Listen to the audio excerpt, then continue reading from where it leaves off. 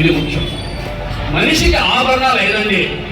వస్త్రేణ వపుష వాచ విద్య వినయేన చ వకార పంచకం ప్రాప్నోక్తి గౌరవం అన్నాడు.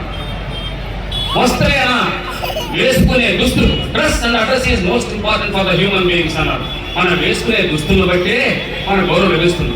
ఈ రోజు నేను చెప్పలేదు, నాకు ఇక్కడ ఆడబిడ్డలు మన బిడ్డ వెళ్తున్నారు కాలేజీలకి, వేషధారణ మీకే తెలుసు, నేను చెప్పాల్సిన అవసరం లేదు, నేను మీరు ఒకనే కాబట్టి. కొన్ని దుస్తులు ఎంత ఇబ్బందిగా ఉంటున్నాయో ఎందుకు తల్లిని పడించుకోవడం లేదు నాకు అర్థం కాదు. క్షమించండి, ఎక్కువ మాట్లాడండి. ఇది మార్చాలి, మారాలి. బిడ్డలకి చిన్నప్పటి నుంచి నైతిక విలువలు నేర్పించాలి, భావబంధాలు పెంచాలి.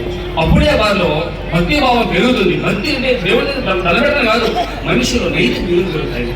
నమ్మకం లేని భక్తి, ఏకాగ్రత లేని ధ్యానం, గురువు లేని విద్య ఎప్పుడు ఎక్కడ రాణించాలి. భక్తిలో నమ్మకం ఉండాలి, ధ్యానంలో ఏకాగ్రత ఉండాలి, చదువులో గురువు ఉండాలి. ఈ మూడు అవసరం.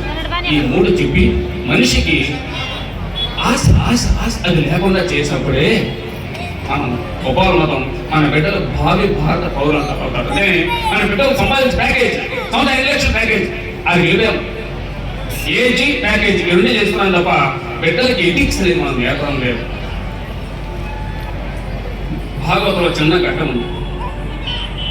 బలి చక్రవర్తి మహాదాన సిరి దానంలో మేటి, కానీ జన్మతః రాక్షసుడు. దుష్ట శిక్షణ, శిష్ట రక్షణ, ధర్మ సంరక్షణ మహావిష్ణు యొక్క బాధ్యత. అతన్ని తీసుకెళ్ళిపోవాలి, ఎలా అర్థం కాలేదు. సరే, వామనుడు, మత్స్య, కూర్మ, వరాహ, నరసింహ, వామన, రామో రామ రామశ్చ బుద్ధ కలిగి దశావతారం, 5వ అవతారం వామన అవతారం. వచ్చాడు, మరుగుజ్జులాగా ఉన్నాడు, వస్తున్నాడు సభలోకి. సన్యాసి అంటామండి మనం. సన్యాసి అంటే సర్వము త్యజించిన వాడు అని అర్థం. అంతేగాని వేష భాష తెలిగి కాషాయము కట్టగానే ముక్తి కలగబోదు. తలలు బోడులైనా తలపులు బోడులా అన్నాడు శ్రీనాథుడు. వేషం బాగానే ఉంది, కానీ లోపల మనిషి రెండు. మనిషి ఒకటే కాదు, దేహము ఆత్మ, ఈ రెండు కలిస్తేనే మనిషి. దేహం మాంసమయం, ఆత్మ మీమాంసమయం. ఊగుతూ ఉంటుంది అటు ఇటు. దాన్ని కట్టడి చేస్తున్నప్పుడే మనం దివ్యంలో ఉంటాం. వస్తున్నాడు, ఆయన ముఖంలో ఒక పెద్ద వెలుగు కనిపించింది. ఎవరికి? బలి చక్రవర్తికి. నిజంగా సన్యాసి అయితే అతని ముఖం వెలుగు ఉంటుంది. ఎందుకంటే భావబంధాలు ఉండవు.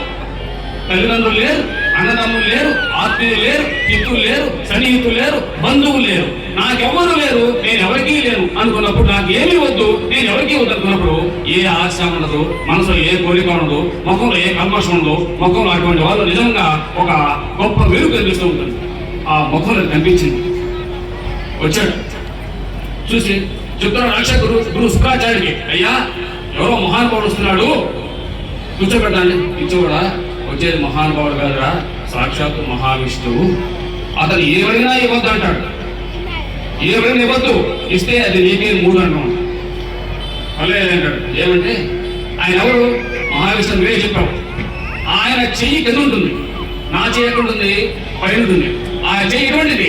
ఆదిను శ్రీసతి కొప్పుపై, అంశోత్తరియంబుపై, కపోల తటిపై, పాదాబ్జములపై, పాలిండపై, నూత్త మర్యాదలు చెందు కరము క్రిందగుట మీదై నా చేయుంట మేలుగాదే, రాజ్యము గీజ్యము సతతమే, కాయము నాపాయం వే అన్నాడు.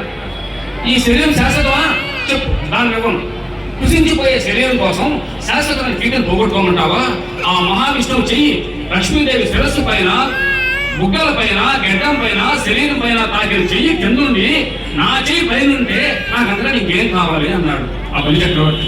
వచ్చాడు, 3 నేలడిగాడు, కూర్చోబెట్టి నవ్వుతాడు బలి చక్రవర్తి. పిచ్చోలాగున్నావయ్యా,